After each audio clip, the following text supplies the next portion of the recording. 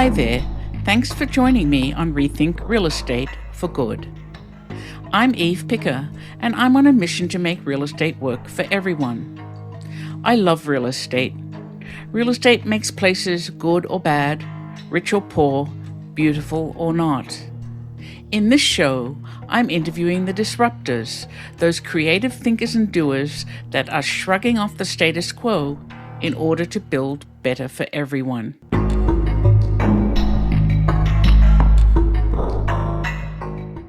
Adriana Abizadeh is the Executive Director of the Kensington Corridor Trust in Philadelphia. You might wonder what that is and why it exists. Kensington was once known as the workshop of the world, with booming manufacturing and a well-employed neighborhood. Then, Kensington Avenue was a bustling local business corridor. Now, there is a lack of economic investment and everything that comes with it. 58% of Kensington residents live below the federal poverty line, and the average household annual income is just over $20,000. Formed in 2020, the Trust is tasked with reclaiming control of the corridor. They do this through the purchase of property, which is placed in trust and governed by the neighborhood. Neighborhood trusts are fairly new, but if Adriana has her way, they will become mainstream. Listen in to learn more.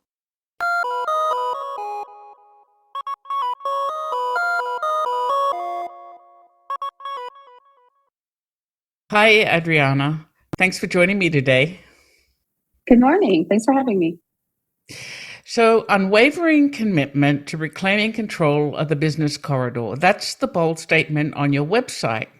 What corridor are we talking about? And how do you reclaim or regain control? Absolutely, yeah. So we are talking about the Kensington Avenue corridor in the Kensington neighborhood of Philadelphia.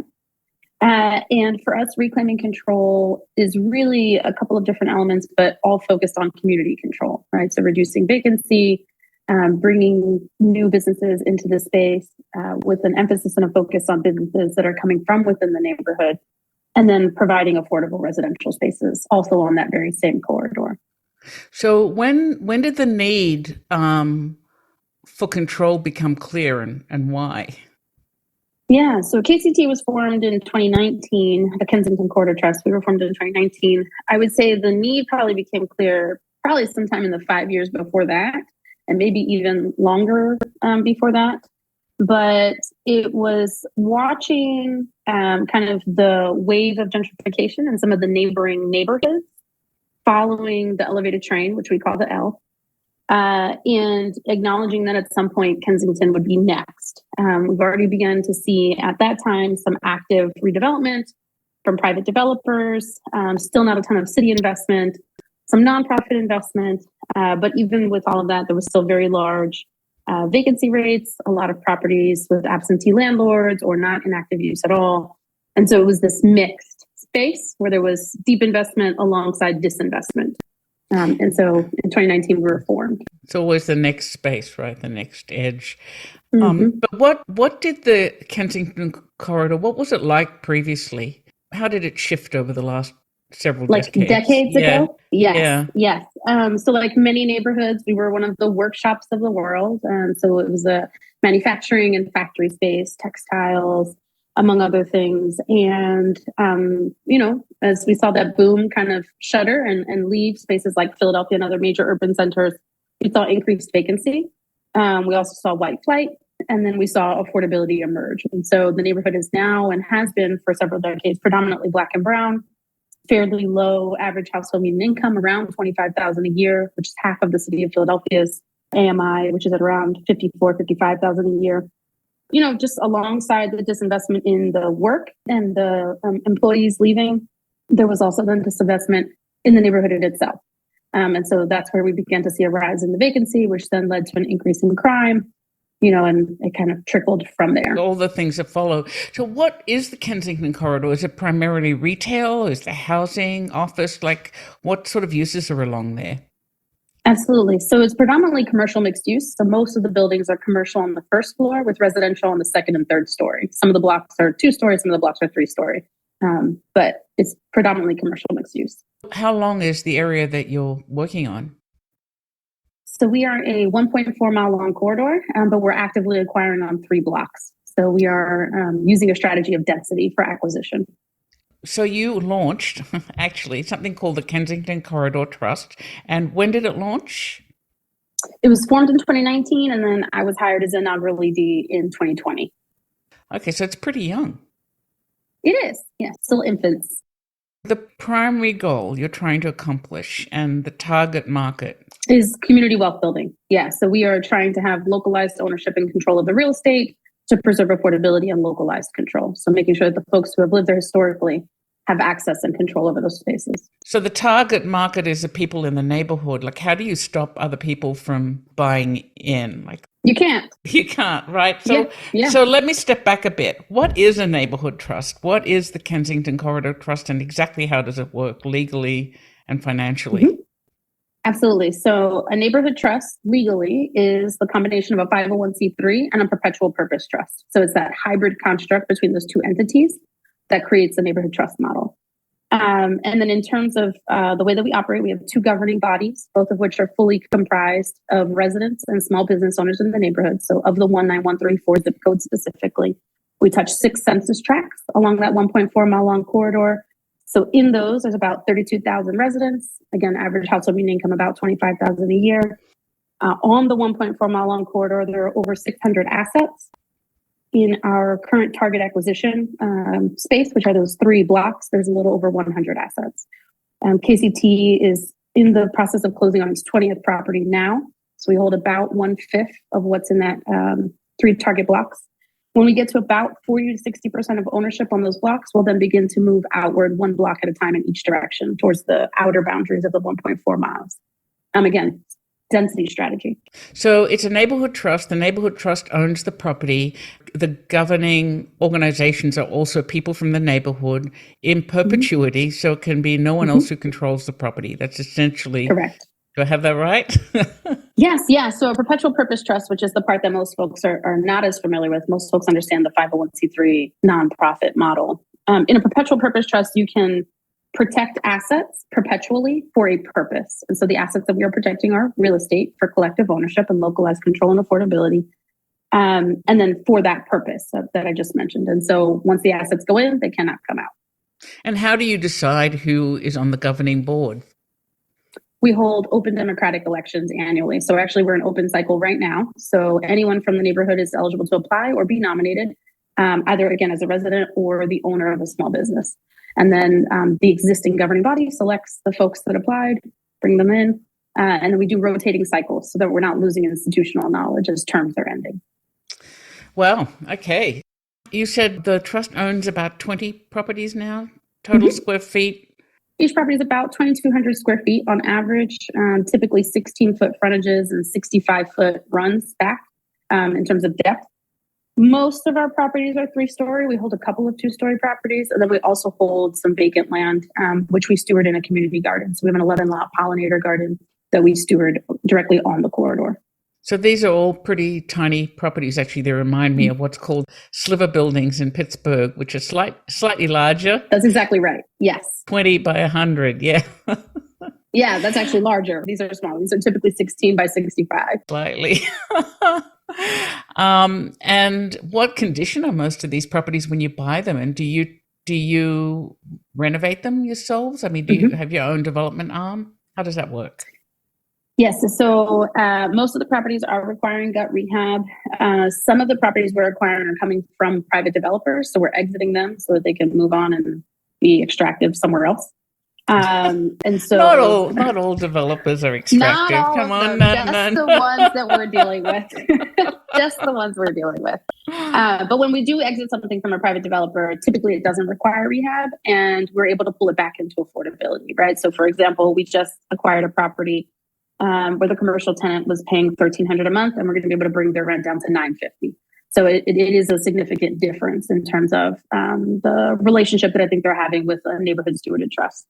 And then the other assets that we're acquiring that require gut rehab, we have a construction project manager that oversees the subcontractors, and we directly sub out the different aspects of the work. and get the project back online and activated as quickly as possible. And then the commercial tenants that are coming into those spaces are approved by the neighborhood. So we do a ton of community engagement to ensure that the neighborhood wants that business on their corridor before moving someone in and signing a lease. Are the people who come in as commercial tenants sometimes from the neighborhood? Yes. Like, do you help them with their businesses and growing sufficiently to be able to manage a space like that?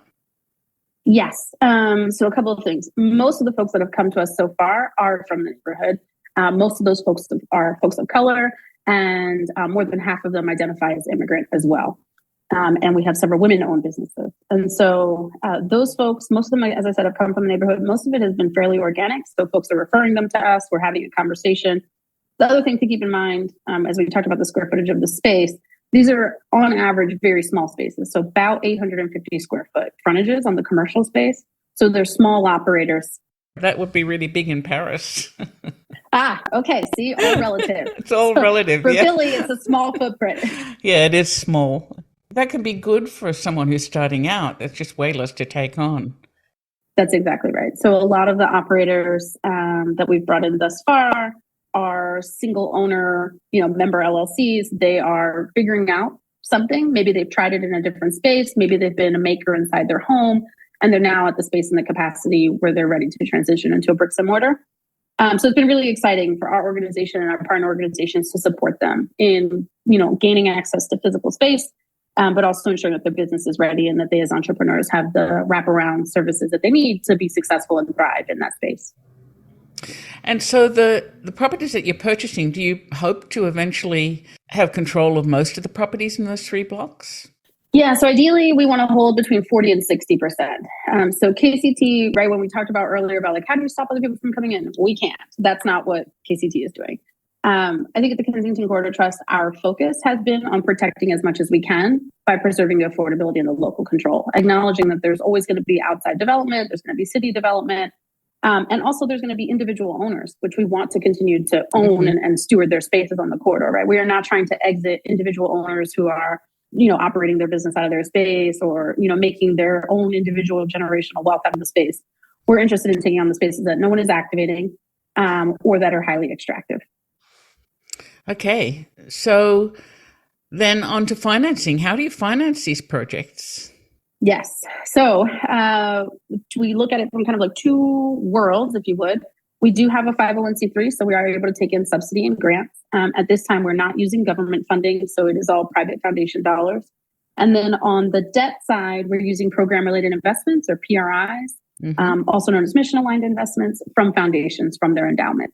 And that allows us the space to be able to do the rehab on the, do the acquisition, do the rehab on the properties, reactivate them before we're moving into repayment. So we have longer runways on the front end of those debt terms that do either interest only or interest only deferred, followed by the P&I. And then there's a balloon. Most of our terms are between 10 and 15 years. All of our debt is at 2% or below. So we're between 0 and 2%. Pretty good. Interest on all of our debt. It's been really, really great. Challenging to scale, but very, very good in terms of the projects and making sure that we can sustain affordability. Okay, so tell us about a successful project that you're particularly proud of. Well, one that we have in the pipeline that we're particularly proud of is not at full fruition yet. We are bringing a small grocery store to the corridor. So when I first started working at the Kensington Corridor Trust in 2020, I was trying to learn about the neighborhood, meet with residents, meet with small business owners. And the single thing that I kept hearing over and over in every room, different rooms, different people was, we need a grocery store. We need a grocery store. We need a grocery store. And the second thing that folks were saying is we need more spaces for our youth to engage in positive and healthy spaces after school and on weekends. And so for the last few years, we've been working at trying to figure both of those out. The youth element was a little bit of a lower hanging fruit because there are already partners in the space who, in the neighborhood rather, who are already doing youth programming. And so it was a matter of partnering with them, making that activation at our garden, which we now do successfully and have for 2 seasons, 2 gardening seasons. The grocery store was a harder lift. One, because of the square footage of the buildings, right? We just talked about the average square footage of a building, right. 2,200 square feet across 3 stories. Right. 2, parking, right? So it's a very busy and bustling corridor in terms of commuters and for the businesses that are operating. And so parking is very challenging. And then a loading dock There really aren't any buildings that have loading docks on the corridor to bring the grocery pallets in and out. So last year, we stumbled on a gem that came up for sale on the market. There was an artist who had been using it as his studio, his artist design studio, for the last 20 years, and he was moving towards retirement and put his property up for sale. That property is about 3,400 square feet across 2 stories. So it's Huge. A much larger run. Yeah, it's a much larger run than the average building on the corridor for us. And so we were very excited to bring that in.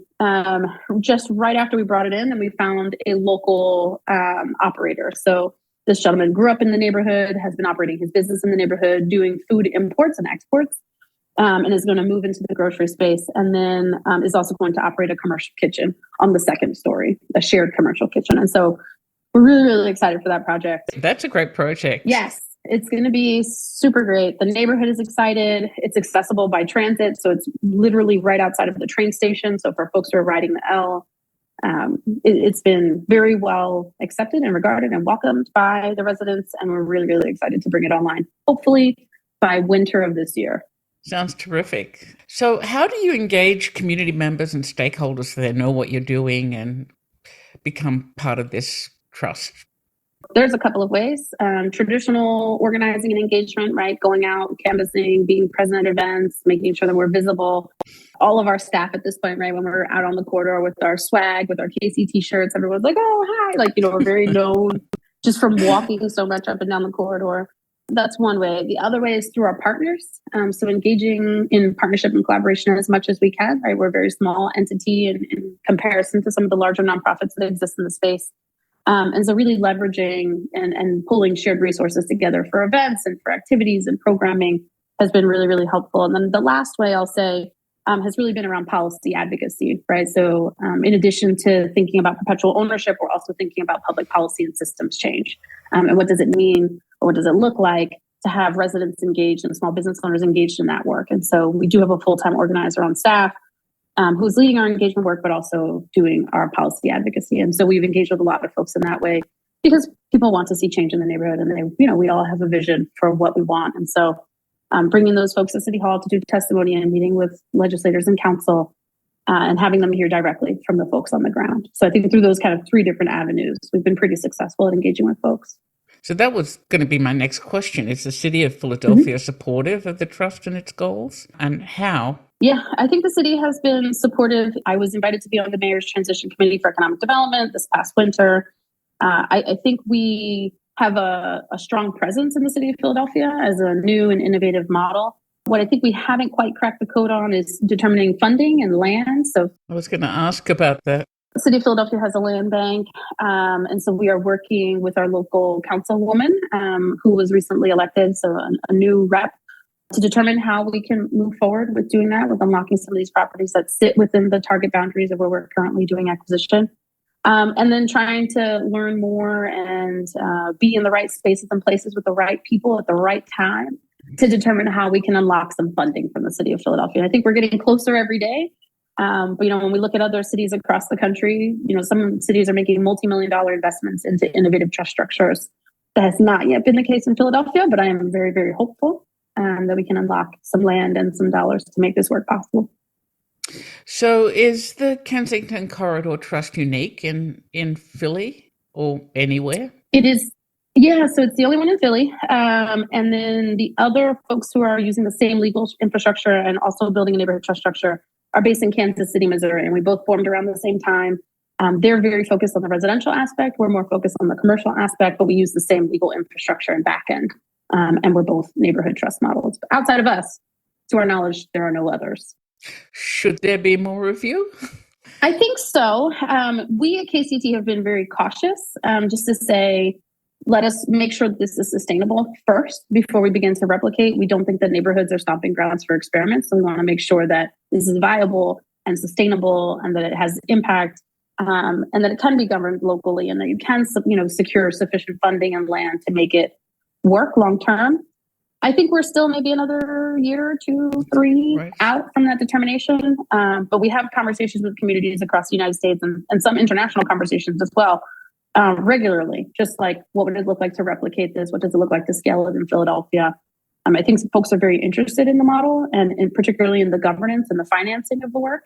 And so on our website, we have a document center where we share all of our learnings, and we're dropping reports on a fairly regular basis. We define common terms because it's not just there for folks who are looking at our model externally. It's also there for residents who want to understand and learn more about the work as well. And so we try to make sure that it's very transparent and that it's easy to access and to grasp. Do you think, is there another neighborhood in Philly that you think is ripe for a trust like this? I'm sure you've thought about it. Yeah, and there's several that have approached us. I think there are some that could be ready. I think there are two things. One is it should come from the residents, right? So it should really come from the folks who are there, who have lived there historically, those legacy residents and those legacy business owners wanting to preserve and protect for themselves. So that's part one. So you have to have like a ready neighborhood. Those folks are ready to go. The second part is the financing of the model, right? Like going out to national foundations and securing these program-related investments is not light work, and it's not for the lighthearted. And so, having folks who are ready and prepared to do that work and to make those pitches and to have those very financial conversations alongside, the societal impact conversations. So, yeah, there's a couple that come to mind, but I wouldn't name one specifically now. I would say that there are some who are already exploring and thinking about it.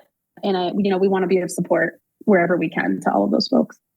You mentioned that you have a small team. How big is your team? There are 4 of us as of January 2nd. Small but mighty, right? Small but mighty. So it's myself, the construction project manager, the lead community organizer, and then we just brought on a part-time operations assistant in January, just to give us a little bit of extra capacity boost for everybody to get their projects across the line. And how big were you when you started?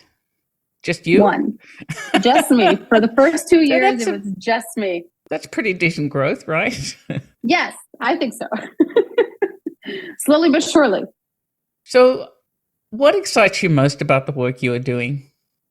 Really the community-led aspect, right? So I'm an organizer by background. I have a public policy background, which is what attracted me to this work and to exploring the development of the neighborhood trust model.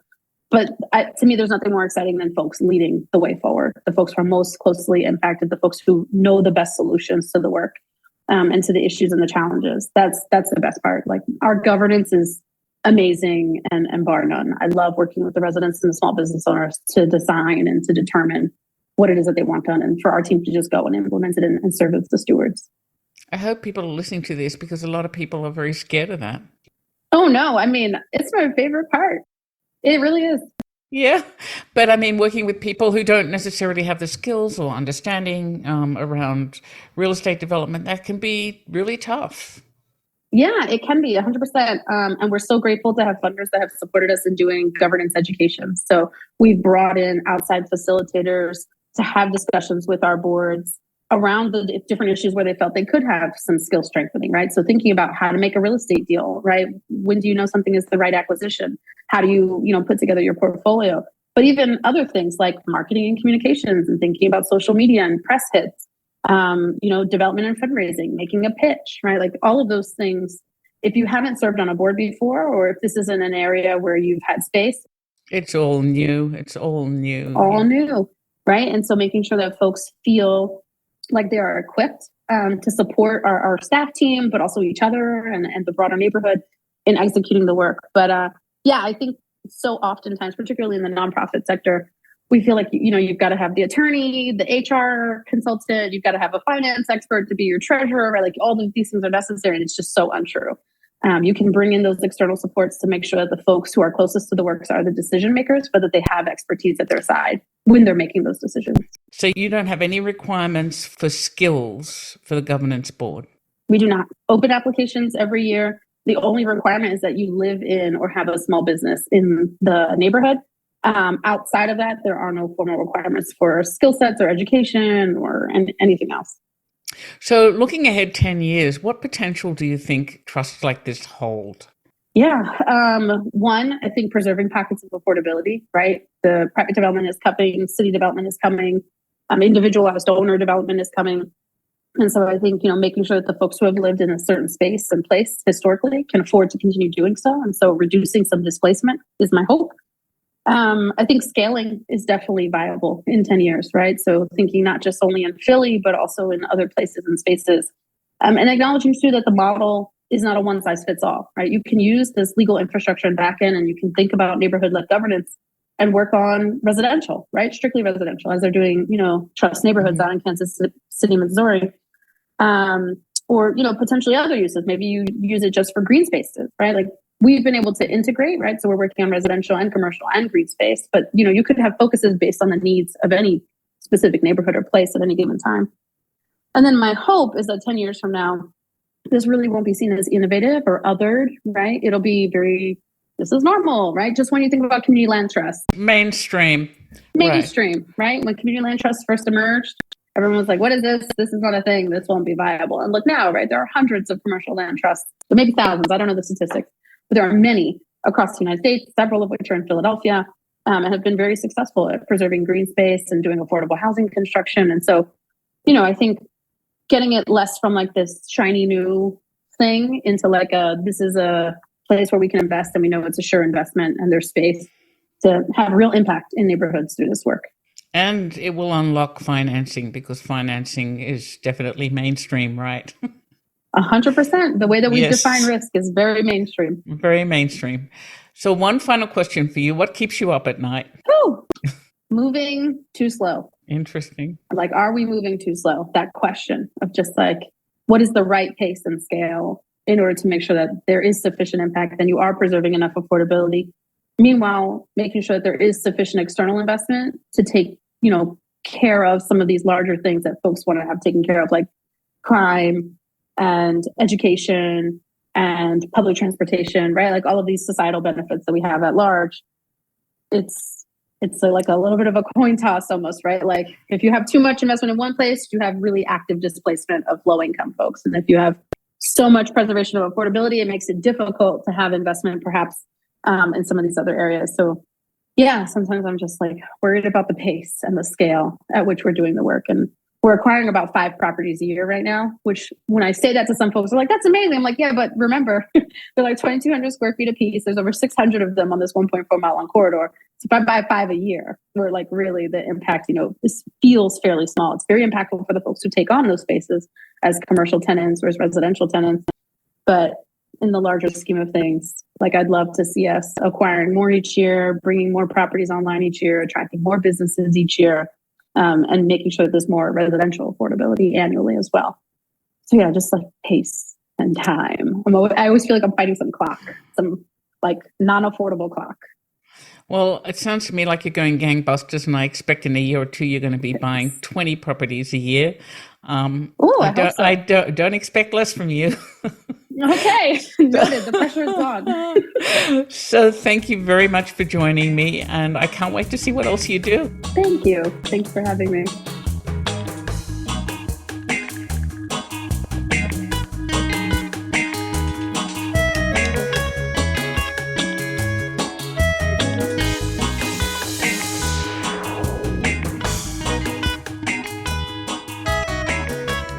I hope you enjoyed today's guest and our deep dive. You can find out more about this episode or others you might have missed on the show notes page at rethinkrealestateforgood.co. There's lots to listen to there. Please support this podcast and all of the great work my guests do by sharing it with others, posting about it on social media, or leaving a rating and a review.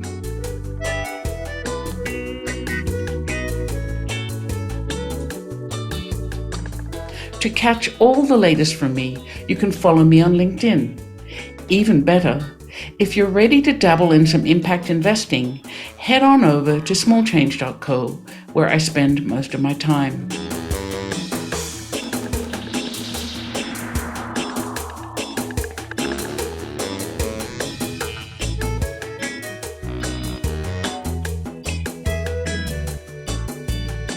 A special thanks to David Allardyce for his excellent editing of this podcast and original music. And a big thanks to you for spending your time with me today. We'll talk again soon, but for now, this is Eve Picker signing off to go make some change.